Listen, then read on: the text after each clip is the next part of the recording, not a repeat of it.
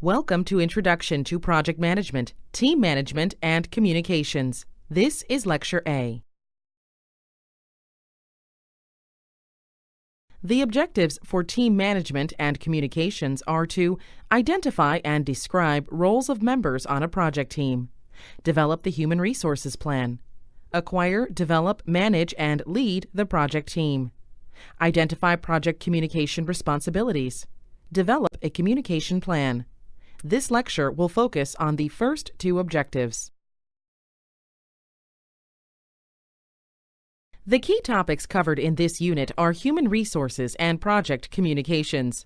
These are key elements of any project, regardless of size, scope, or field of work. The human resources component of this unit is broken down into three topic areas: project roles, the project team, and the development of the human resources plan. The project communications component of this unit is broken down into two topic areas: key project responsibilities and the project communication plan.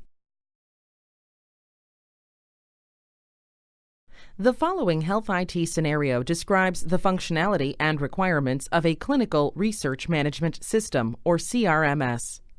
A large academic medical research hospital would like to implement an electronic clinical research tracking system to replace the paper-based system they currently have. The system is part of regulatory changes just implemented by the Centers for Disease Control, CDC, and Center for Medicare and Medicaid Services, CMS. All clinical research would be tracked from beginning to end in the system. The system would track between 1,500 to 2,000 ongoing approved research projects, up to 10,000 non-approved projects, and an unlimited number of completed projects for up to 26 years. The system would serve over 5,000 primary and co-investigators. Current personnel: 1 medical director, 10 research nurses, 5 executive assistants, and office personnel. The features of the system should include, but not be limited to, tracking of individual ongoing and completed research projects, the ability to attach ongoing documentation to any project, whether current or completed, ability to send electronic files to regulatory and compliance bodies for reporting purposes, and reporting for statistical and financial needs. Take some time to think about the scenario just mentioned. How would you staff this project? How would you manage the staff roles, workloads, and morale? What communication protocols would you put in place? The scope of project human resource management includes team development and leadership. A project team, sometimes referred to as project staff, typically includes members with skills necessary to achieve your project's objectives. Leverage their expertise and encourage their engagement in the project by including them in the early planning stages. Members who have a stake in the outcomes of your project will be more strongly committed to the work. Team composition and roles can shift to meet the changing demands of a project through its life cycle. A project management team, which you sometimes hear referred to as a core, executive, or leadership team, oversees the development and operation of the project. The management team, under the leadership of the project manager, develops the project plan and controls, monitors, and closes the project with input from the project team. Assisted by the project sponsor, it works to attract financial support, control project scope, and manage the needs of team members. All departments and levels of staff need to be represented on the team. In a healthcare IT project, it is just as important to have a unit clerical staff member as to have doctors, nurses, and administrative staff.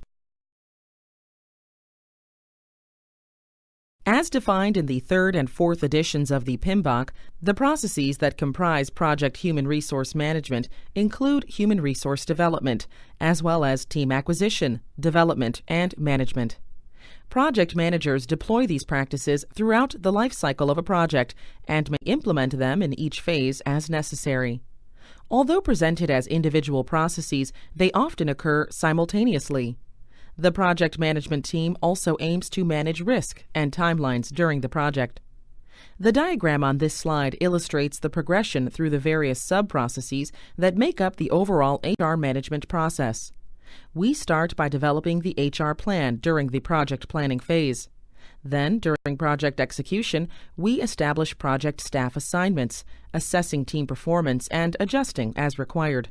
And finally, utilizing change requests to ensure our project team remains appropriate for the project. The rest of the HR process section will look in detail at each of the processes within the HR management process. After the project team has identified all activities that must be performed, they determine resource requirements, which are used to develop a human resource plan. Resources on an IT project could include a business analyst, systems engineer, system architect, database administrator, and any of a number of other roles. The human resource plan development process involves identifying and documenting project roles and responsibilities. There are 3 key inputs that assist in the development of an HR plan. These are enterprise environmental factors, organizational process assets, and activity resource requirements. It is important to consider environmental factors in the enterprise you are working within, such as politics, budgets, competing priorities, and other factors unique to your working environment. Also, you must take into account the existence of established organizational processes. These can be greatly beneficial. If your organization already has a clearly defined process for project management and HR plan development, you will find it a much easier task to create the HR plan. At the point of developing the HR plan, it is essential to identify and describe the types, quantities, and timing of the resources required for each activity in a work package. TAP University states, quote, "To document the roles and responsibilities in the Human Resource Plan, the organization's organizational charts and position descriptions are used. These outline reporting relationships.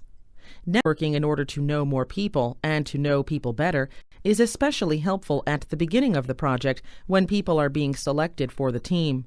Having an understanding of how people work together and how they are motivated is also helpful in putting together a good team." End quote. Having a basic understanding of organizational, motivational, and group process theories can be very valuable during an HR plan development. TAP University continues with, quote, "The Human Resource Plan contains the roles and responsibilities of those involved in the project, organization charts outlining reporting relationships specific to the project, and the staffing management plan.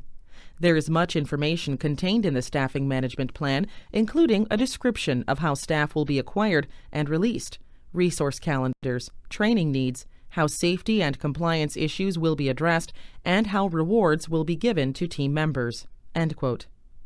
Resources in a healthcare IT project include doctors, nurses, clerical staff, departmental staff such as laboratory, radiology, pharmacy, occupational therapy, and administrative staff.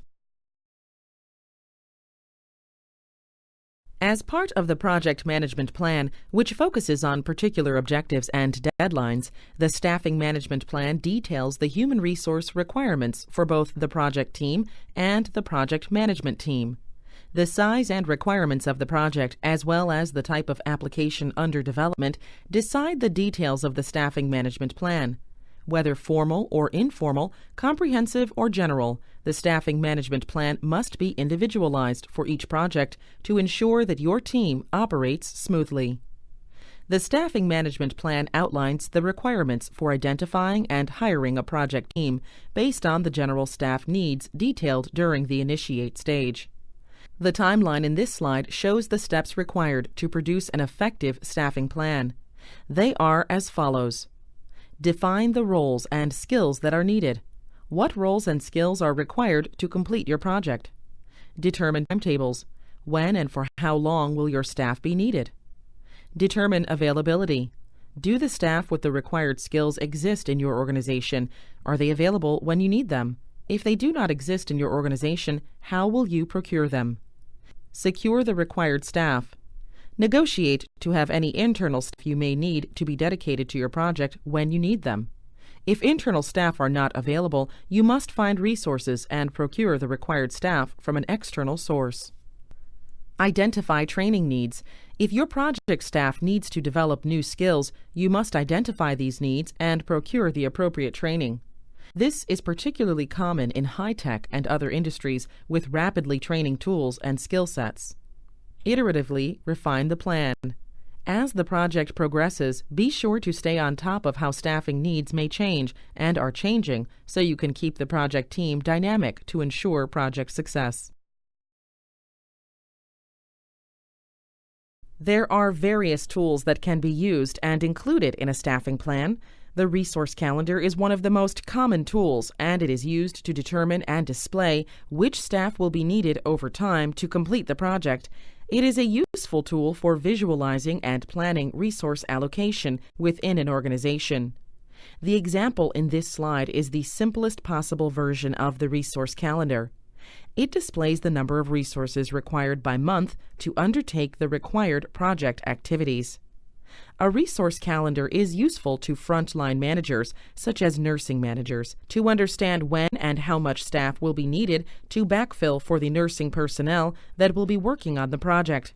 Many times, administrative time is used for project needs, but if the nurse on the project is needed more than they have administrative time, then the nurse manager will need to backfill for that person. This is also an additional cost to the project for that person's time. Unit staffing schedules are created 6 to 8 weeks before that schedule is to start. The schedules are finalized 2 to 3 weeks before the first day of the schedule. This needs to be taken into account when planning resources from the nursing unit. The Role Requirements Grid outlines the positions and duties necessary to complete the project. For each project role, it details its responsibilities, necessary skills, the number of employees assigned to that role, and the estimated start and finish dates for that role on the project. Defining and documenting project roles in this fashion assists greatly in determining detailed staffing needs and is often used to pair needs with existing institutional resources or to determine if outside resources will be required. Also, it helps with the allocation of resources within an organization and informs the detailed version of the resource calendar. A role requirements grid can be used to identify the best fit for the staff and the role. Many times, one staff member can be used in multiple roles, decreasing the number of personnel resources needed. A responsibility assignment matrix, or RAM, is a diagram which correlates the project organizational structure to the work breakdown structure. The matrix diagram depicts the work which must be performed and the assigned individual or team responsible for performing the work. The responsibility assignment matrix in this slide is the simplest possible format, with activities defined in rows and the check placed in the name column below the name of the person or persons responsible for an activity. A responsibility assignment matrix can depict when a staff member is overloaded. Example: if you know that you have a nurse for 3 hours a week, but your responsibility assignment matrix shows that that person is responsible for most of the activities, you may need to request additional resources. There are various ways to approach and format a responsibility assignment matrix. One of the most common is called a RACI matrix. It provides more detail on the roles of each responsibility assignment. In the example above, letters are placed in the columns instead of X's, providing a bit more detail on the responsibilities of the person to the corresponding activity. In this grid, R equates to responsible, those who do the work to complete the task. Usually, one role is assigned as responsible, although other roles can assist in carrying out the task. A equates to accountable, those who are ultimately accountable for the correct and thorough completion of the deliverable or task, and the one to whom responsible is accountable. In other words, an accountable must sign off or approve on work that the responsible party delivers. Only one role can be assigned as accountable for each job or product. C equates to consulted, those who provide input on the project. They maintain an open dialogue with the team regarding the project. And I equates to informed, those who receive regular updates on the work, timeline, or budget of a project, typically at milestone deadlines or if problems arise. They do not usually provide input to the project. When the same role is both responsible and accountable for a task, the matrix shows only the role that is accountable. Except for this instance, each task-role combination should be assigned one letter or participation type. Assigning multiple participation types can confuse team members and lead to delays. The project organization chart is a graphical picture of the organization and reporting relationships of the project. The example presented in this slide is very simple and illustrates the reporting relationships for a generic health IT project. An organization chart is very useful for understanding working relationships both in a project and an organization. Often these charts clarify reporting relationships and the relationship between project teams and the larger organizational structure. This information is extremely useful when planning communications and identifying project stakeholders, as well as determining project accountability. In the above example, you can see that the clinical specialist, interface designer, programmer, and business analyst all report up to the project manager, who must answer to the project sponsor. Understanding these reporting relationships is essential.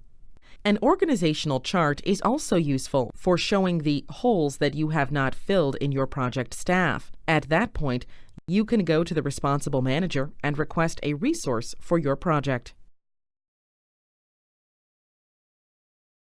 Based on your analysis of the staffing needs, develop an organizational chart for the CRMS scenario described on Slide 4. Don't spend more than 10 minutes preparing the chart. This concludes Lecture A of Team Management and Communications. In summary, we discussed the various tools that can be used and included in a staffing plan. These tools include a responsibility assignment matrix and organization charts.